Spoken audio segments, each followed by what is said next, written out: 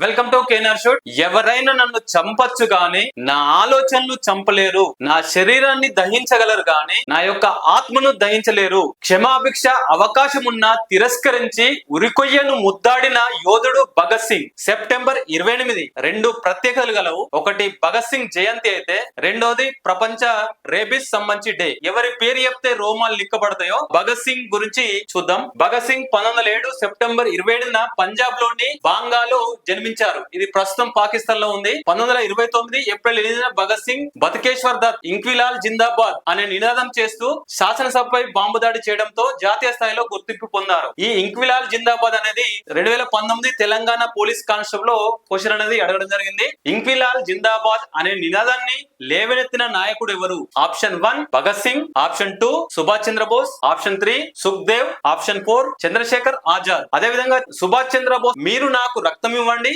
నేను మీకు స్వాతంత్రం ఇస్తా అని చెప్పి నినాదం చేయడం జరిగింది. అదే విధంగా గాంధీజీ క్విట్ ఇండియా ఉద్యమంలో డూ ఆర్ డై నినాదం అనేది చేయడం జరిగింది. ఈ నినాదాల పైన క్వశ్చన్ అనేది తప్పనిసరిగా వస్తుంది కాబట్టి వాటి గురించి క్లుప్తంగా నేర్చుకోండి. 1928 డిసెంబర్ 15న భగత్ సింగ్ రాజ్ గురువులు స్టాండర్స్ ను లాహోర్ లో కాల్చి చంపారు. లాహోర్ కుట్ర కేసులో భాగంగా స్టాండర్స్ హత్య చేశారన్న ఆరోపణలపై 1931 మార్చి 23న లాహోర్ జైల్లో భగత్ సింగ్, సుఖ్దేవ్, రాజ్ గురువులను ఉరి తీయడం జరిగింది. వారి యొక్క త్యాగాలను స్మరించుకునేందుకు మార్చి 23ని భారతదేశంలో షాహిద్ దివాస్ గా జరుపుకుంటారు. భగత్ సింగ్ 1930 సంవత్సరంలో లాహోర్ జైల్లో ఉన్నప్పుడు ఈ రచన అనేది రచించడం జరిగింది.